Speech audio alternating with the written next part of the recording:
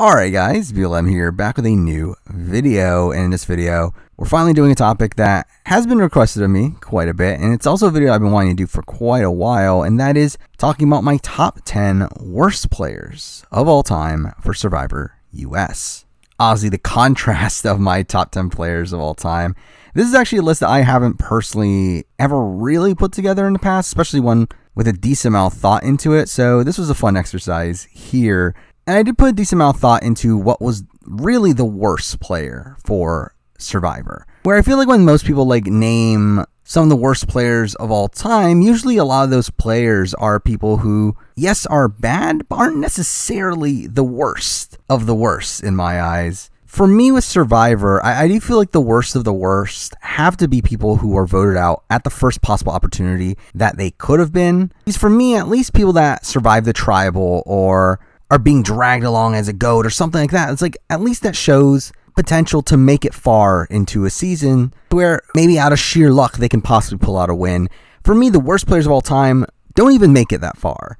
And for my top 10 list, I feel pretty confident that pretty much all these people that we'll be talking about have no potential of making a deep run. And even in the very, very slim chance that they do, there's no way they're going to have the respect to win the game. And as I just said, also having been voted out at the first possible opportunity in the only time that we have ever seen them. However, through the process of making this video, I did also decide that I'll probably be making a sequel video to this down the road that does include only people who made the merge. And I feel like that should be a really interesting list to talk about down the road. But again, for this video right here, this is only the people that I genuinely think are the top 10 worst of all time. But before we get into that, we should talk about the honorable mentions, or really dishonorable mentions here, to which I have a decent amount. So first, let's talk about some groupings of people that are kind of similar and have similar games, but weren't games that I felt like were the worst of the worst. First up, we have people like Sonia Christopher or Jim Lynch, who come into the game really with no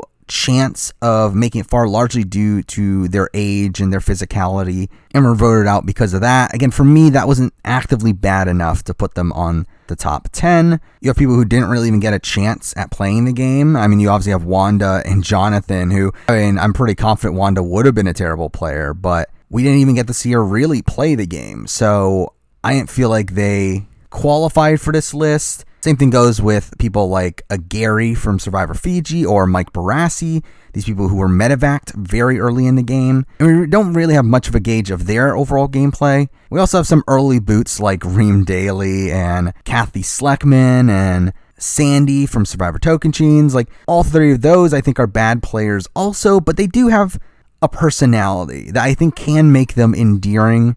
And they weren't absolutely hated by their cast, so I decided that they were good enough to not make it onto the worst players of all time list. Next up, we have a grouping of people who did survive a tribal, but to be honest, if they didn't, I probably would have considered them for the list. I mean, people like Laura Bonham, Nina from Survivor Worlds Apart, Jillian from Survivor Gabon, Chet from Survivor Micronesia. I think all of those are pretty bad players, but they did survive a tribal, though even Laura Bonham is questionable considering she technically got voted out at the first opportunity. But still, I decided they survived the tribal. They're not the worst of the worst because, again, there's other people that haven't survived tribal. And also, I want to talk about some other really bad players that weren't voted out the first tribal because that didn't make the list, but I still think are worth noting. People like Lisi Linares, I think, is commonly talked about as one of the worst players of all time. And yeah, she's really bad, but she did have a majority alliance at one point that got Liliana out. She made it through a vote out where Rocky went home. So, I mean, there's enough there. Yeah, she's really bad, but didn't quite make the top 10. You got Ben Browning, who I think is also really bad, especially considering he was one of the most physical people for his tribe and still gets voted out in the position that he's in. But again, I mean, he technically got through 2 tribals without being voted out, had an ally in Russell Hantz who did want him to stay. So, I mean, it's something, but still, bad player. Garrett Adelstein is another one that I think is commonly talked about as one of the worst players of all time. I don't fully agree with that personally. Obviously, I think he had a very bad season on Cagayan.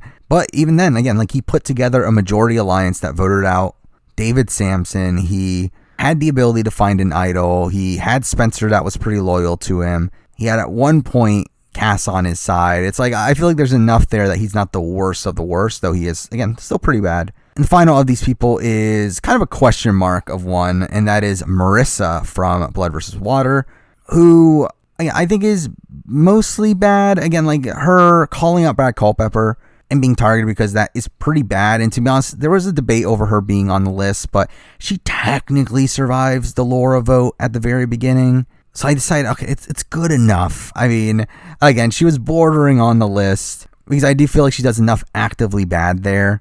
But again, she didn't quite make it.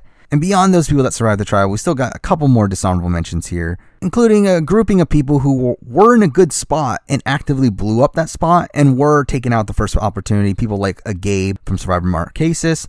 You got Dolly from Survivor Vanuatu, Zane Knight from Philippines. All three of those people were in very good positions at one point in the game, but then actively ruined it. But the fact that they were in a good position to begin with was enough for me. Because when looking at the main list, literally all but one of the people that made the main list are people that were never actually in a majority alliance at any point whatsoever. So for me, these people are still technically better. Got a couple other people that are pretty physical guys that had no reason to be taken out as early as they did, but did have some wonky circumstances around their boots. People like Orion Aiken. You got Matt Quinlan from One World. You got Kel Gleason from Australian Outback. All three of those were in consideration. But for me, there's enough wonkiness there to where they didn't make it. Also, I would include John Raymond in this tier as well. And he was someone that was actually a lot closer to making the list for me. I mean, he's essentially number 11 on my list, where, again, he was the first boot. He was someone that was taken out despite being one of the leaders of his tribe and one of the better physical competitors, which is all bad. Obviously, like a notable figure is Francesca, who I just straight up don't think she's the worst player of all time. I mean, yes, she was the first boot twice, but both of those times were pretty fluky. I mean, the first time was due to her being part of this opposition to Boston Rob on a season where Boston Rob came back. And then the other one's one where she had a target on her back for being a previous first boot and was taken out once again because of that target on her back. And then the last dishonorable mention here is Jacob Derwin, who I thought was going to make the list, if I'm being honest. And the only reason he didn't make the list is because I do feel like there's enough game knowledge there from Jacob Derwin, without him also being like an aggressive personality, to where I think there are times where he could do well. It's just, it's pretty slim. But still, I don't think he's the worst of the worst, so he didn't make the top 10. But with that, we are at the top 10, and let's start off with number 10. And this is a player that I didn't think was going to make the top 10, because I actually do think this person probably does have an okay enough strategic mind based on the time that they played, but was still a very early boot and just someone that I can't see winning a game of Survivor, and that person is Deb Eaton from Survivor the Australian Outback. And again, I didn't want to put Deb on here. Again, there were a couple other people that I juggled around in this number 10 spot, but I felt like Deb had the least amount of upside out of all the people I considered, because I just legitimately can't see Deb winning a game of Survivor. Like, even if she were to make it to the end somehow, I do feel like she is a 0 vote finalist at best. Like, I just can't imagine a world where Deb Eaton wins a game of Survivor. She also just simply didn't fit in on her tribe on the Australian Outback, which I think is probably one of the better case scenarios for Deb Eaton, considering she was like physically strong. I mean, she was helping out a lot at camp, yet she still wasn't able to fit in an old school season of Survivor. I think that's a pretty bad sign. Again, the one thing that I will credit Deb Eaton for is, again, like, we do see her playing the game. I mean, she does try to throw Jeff under the bus when she knows she's a target. And considering this is old school Survivor, I mean, to see someone actually try to play in the first round is kind of interesting, I guess. But overall, I mean, Deb is just someone I have no real faith in ever doing well in a game of Survivor. So that is why she's here at number 10. Now at number 9, another first boot. This one being a really notable character, but also one that I just think played the game all wrong. And that is the first boot from Survivor China, Steve Chicken Morris. And again, like, Chicken is one of these people that is kind of the opposite of John Raymond, where John like comes in being this like big leader figure, wants to lead his tribe. Chicken's like the opposite, despite the fact that he very clearly should have been trying to lead his tribe. He's like, he is this farmer. He's this guy that like you would think would know what to do around camp, but then just decides not to do it. Like, he actively decides to just not talk to people and not do anything that'll make him stand out. But by him doing that, he makes himself stand out as someone that no one cares about within the game. outside of Dave Cruiser, which when your only ally is Dave Cruiser, that's probably a bad sign. I think on a return, I think Chicken is probably the most likely of these people to be a losing finalist in my eyes. Like, I feel like there is more potential for Chicken to make it further into the game than any of the other people in the top 10, but I also feel like his approach to the game was just so terrible and one that was never going to work. But then again, I feel like he would change it up if he were to return. But then again, he could come off as too domineering if he were to do that, which is probably the thing that he was trying to avoid to begin with. So it's like, I don't see much upside there, but I don't think there's as much downside as the next people we'll be talking about. So because I have Chicken here at number 9, now number 8, and another first boot. This one being the first boot from Survivor Tocantins, we have Carolina Eastwood, who I feel like gets forgotten about as a pretty terrible player. And a lot of this is because I feel like my assessment of her as a player comes from things we've heard outside the show. I mean, like on the show, she is shown as really loud and annoying and abrasive and these things that are obviously really bad, but whenever you hear things about Carolina outside of the show, you also hear pretty negative things about her as a player. Even Fishback in particular, I know I've heard him talk about how he thinks that Carolina is the worst player in the history of the show. And I just feel like she is essentially Abby Maria if Abby Maria didn't have anything endearing about her. So because I, again, don't have any faith in Carolina to do well, I find it very tough to believe that she would ever win the game. Kind of like Chicken, I feel like she's probably the second most likely on this list to actually make it to the very, very end. Though again, I just don't imagine her winning. So because I have Carolina here at number 8, now number 7, then we're moving on to someone who did a bit more wrong in the game in my eyes. And that person is David Sampson. I mean, for me, David Sampson really just did everything wrong while he was out there. I mean, I will say that one positive thing is that he did have Cass on his side. But, I mean, obviously he gets taken out on a 4-2 vote. He names Garrett as the weakest member of the tribe, which I don't think is inherently the wrong choice. But then he further doubles down on it by saying, I'm picking Garrett because he's the biggest threat, which is just asinine to say. I feel like he's just so hyper strategic and in a way that he can't hide it. I feel like he's always going to be this super schemy guy that no one's ever going to allow to make it that far into the game. I will say, though, that I do think David Sampson is probably the most likely of my top 10 worst players here to probably end up winning a jury vote. But it's like he's never getting there. I mean, like, who's letting David Sampson get anywhere past the first few rounds? And even then, if he miraculously somehow gets the merge, it's like this guy's not getting to the end. I mean, David Sampson for me is like the first person that comes to my mind when I think of someone that overplays the game. Because of that, I have David Sampson here at number 7. Now number 6, we're going to Borneo. The only person from season 1 of the show. Here we do have BB. Now this one was a bit of a mixed bag for me because BB is someone that, like Sonia or a Jim Lynch, like probably never had a chance really. It was someone that was obviously much older than the rest of the cast, was someone that could be looked at as a physical liability. But I feel like with BB, he did more actively bad. And the thing about BB too is that, like, I feel like he knew what to do.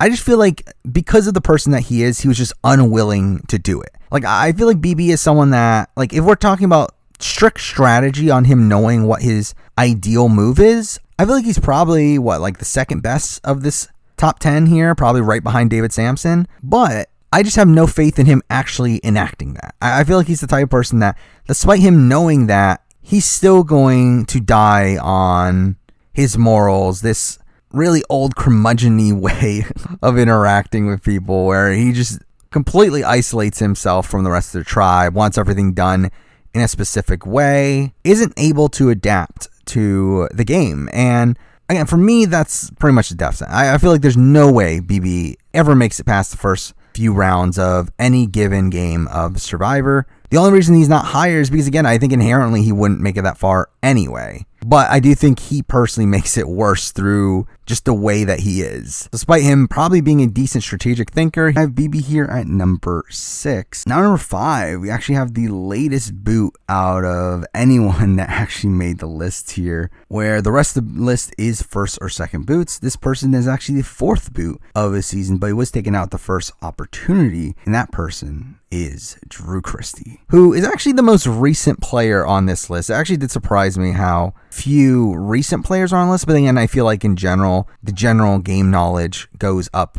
as time goes on. I feel like with Survivor being more focused on strategy, it probably opens it up for less opportunities for people to crack into this bottom 10. But again, for me, Drew is someone that had no reason to be taken out this early. Again, one of the most physical competitors really on the entire season. I mean, he was a beast in challenges and very much helped his tribe win the first 3 immunity challenges that he competed in. And the only challenge that they end up losing is the one that he ends up throwing himself. But that leads into why he is such a bad player, in the fact that, again, like, despite his physical strength, he was the first person voted out of his tribe. I mean, in a tribe where he should have had some pretty natural allies there in John Mish and a Jeremy. And he also tries to like create this all guys alliance on a tribe that had the majority of guys and wasn't even able to hold that together.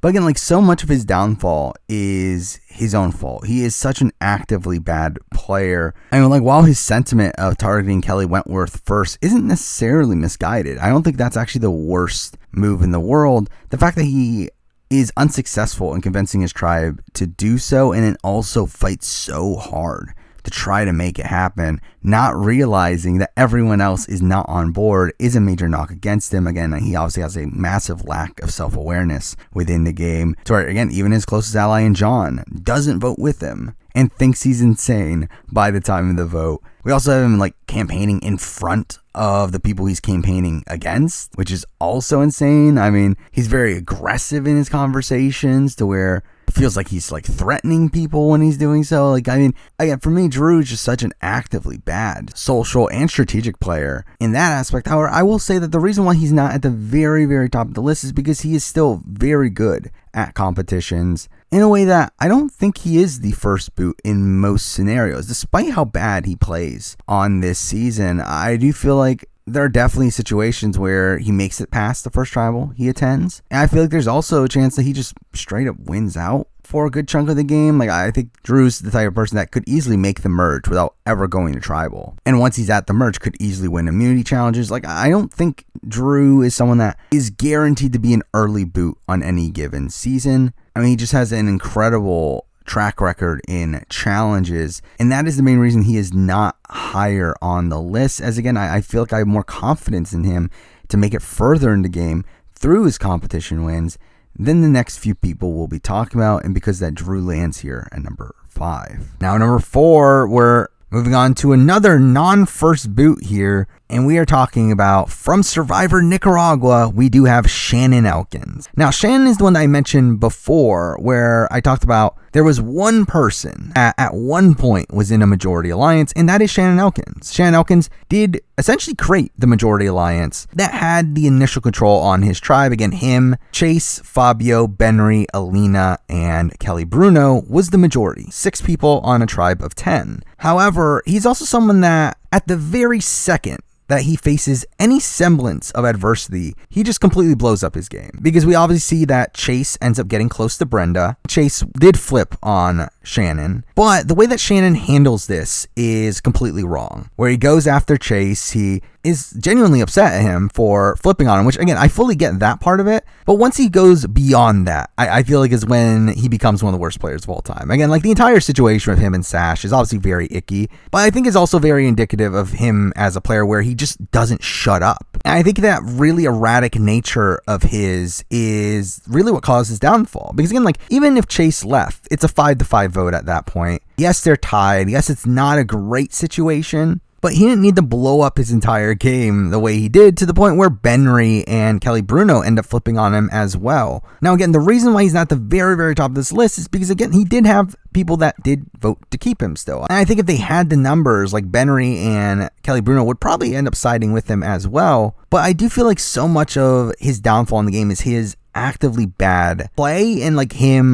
just being really condescending and berating to people, and again, just saying comments that he just shouldn't. I mean, considering how big an alpha of a guy he is, I mean, the fact that he is the first boot from his tribe is pretty insane. And yeah, I did consider him putting him in that tier of like people like a Ryan Aiken and a Matt Quinlan and a Kel, but like I feel like those people have more excuses for why they went home than Shannon, who actively blew up his game over and over and over again over the course of that last episode that he was in. So for me, I did feel like Shannon deserved to be here at number 4. Now at number 3, we have a person that is in a similar vein to Shannon, to where this person had no reason to be the first boot of their season, but they were. And that person is from Survivor Gabon. We have Michelle Chase. Again, Michelle Chase had no reason to be the first boot from her tribe, except for the fact that she is so bad at the game that they decide to vote out their strongest member. And mind you, this is Survivor Gabon, so I mean, take that for what you will. But again, Michelle Chase was the strongest woman on the entire cast. Like, she is the first place finisher in the initial challenge, but she still ends up being the first boot from this season. I think that's very indicative of how bad she is socially, particularly in the vibe that she gives off. I think she's a very negative person. She definitely brought a very negative vibe to her tribe, and I think that definitely did harm her overall positioning in the game. To where, I mean, like, she pretty much only talks to Kenny the entire time. Like, we never really see her have a conversation back at camp outside of her with Kenny, and even then, Kenny isn't gonna fight to keep her around. She's also really argumentative at camp and at tribal, and really just someone that I just don't think gets the social element of the game, and